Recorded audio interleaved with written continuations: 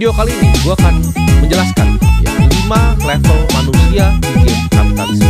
Level 1, level 1 ini level yang paling bawah, yaitu pekerja.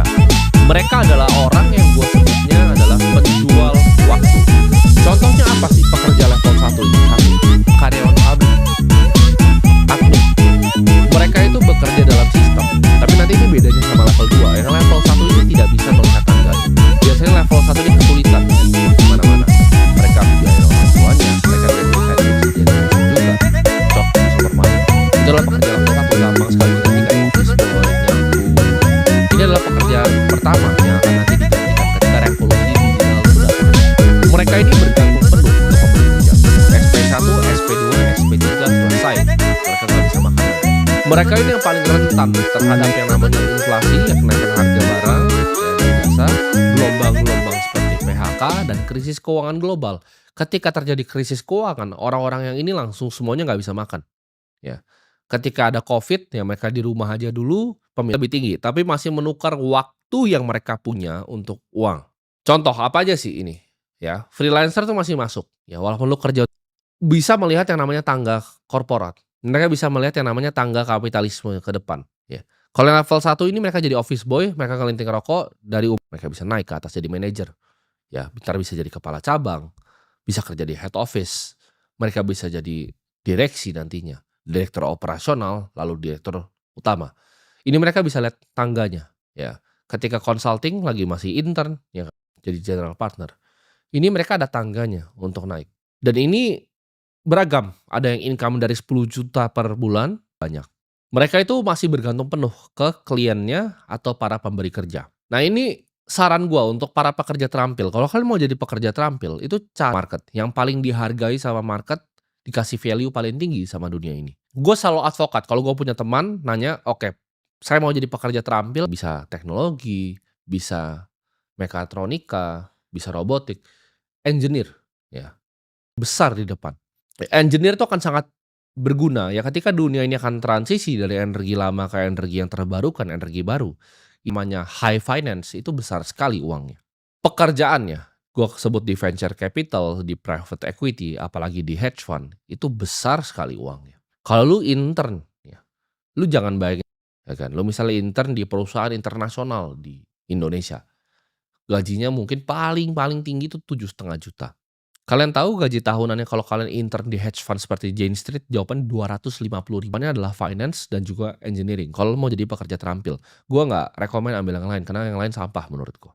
Level 3 ya, level kapitalisme ini udah mulai di tengah nih. Kalau kita piramid ya kan, piramid manusia ini dari yang di tengah. Level 3 itu adalah pengusaha. Ini mereka adalah orang-orang yang membangun sistem.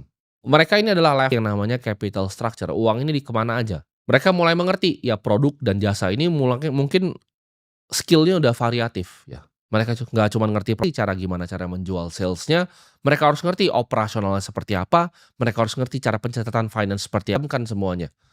Mereka harus mengerti juga bagaimana caranya HR, mereka harus ngerti cara recruiting orang-orang talent terbaik, cara memiliki orang dengan talent kelas A. Ini resikonya paling tinggi ya, karena bisa bangkrut, tapi ini skalanya paling besar. Ini level manusia itu udah berubah, dia udah berevolusi jadi para pembuat sistem. Di level pengusaha ini banyak yang harus dipikirin. Dari kesejahteraan 5 orang, cara manage perusahaan 100 orang tuh berbeda. Struktur permodalannya seperti apa. Dan ini levelnya banyak ya. Ketika lu jadi pengusaha ya, lu mulai mengerti tadi yang gue sebut antarkan juga capital orang ya. Capital orang ini siapa? Ini gue akan masuk ke level keempat. Level keempat dari tangga kapitalisme ya. Piramid. Mereka bukan pembangun sistem lagi. Mereka sudah naik kelas. Mereka adalah pemilik dari sistem. Investor tuh nggak bekerja, dia nggak datang ke kantor ya. Investor di game modal ya. Bukan cuma sekedar tukar waktunya lagi, tapi mereka main mulai di pasar modal. Mereka memanfaatkan pasar modal. Mereka ini menguasai seni valuasi perusahaan yang bagus, mana perusahaan yang jelek. Mereka bisa langsung melihat lebih cepat dibanding seorang pengusaha, bisnis yang bagus tuh apa. Ini udah level di mana manusia itu main game infinite ya. Jadi kemungkinan pendapatan uang itu udah infinity, udah tidak bisa terbatas. Ini level di mana konglomerasi itu terbentuk ya. Banyak yang nanya, pengen jadi sejajar ya. Pengusaha dan investor itu tidak pernah sejajar. Investor itu selalu di atas pengusaha. Karena investor adalah level spesifik. Ini konglomerasi seperti Berkshire Hathaway, mirip. Jadi mereka berinvestasi di banyak perusahaan, di tambang, di energi, di Singapura, data center di Indonesia. Ketika bisnis-bisnisnya sudah jalan, mereka naik kelas seperti grup Jarum. Ketika sudah jadi Jarum, mereka jadi investor, Polytron, BCA. Mereka kerja jadi investor, mereka bikin sistem pengusaha hebat. Itu ketika mereka lulus jadi seorang pengusaha, itu menjadi seorang investor. Seperti Sergey Brin yang bikin Google. Dia bikin family office Bayshore Global Management. Seperti ketika Jeff Bezos selesai bikin Amazon, dia bikin namanya Bezos Expedition. Orang kaya itu beli aset yang menghasilkan mereka income di saat mereka tidur. Ratusan tahun seperti House of Medici, ya, Fugger family, seperti family Rothschild, Rockefeller. Nah, kalian mungkin bingung, ada nggak level di atas investor? Ada. Jawabannya level 5 itu filantropis. Ini mereka yang mengubah dunia. Kalau kalian lihat orang Bill and Melinda Gates Foundation, mereka punya foundation. Rockefeller, ya, ketika sudah bikin Standard Oil, punya family office sendiri, dia bikin apa?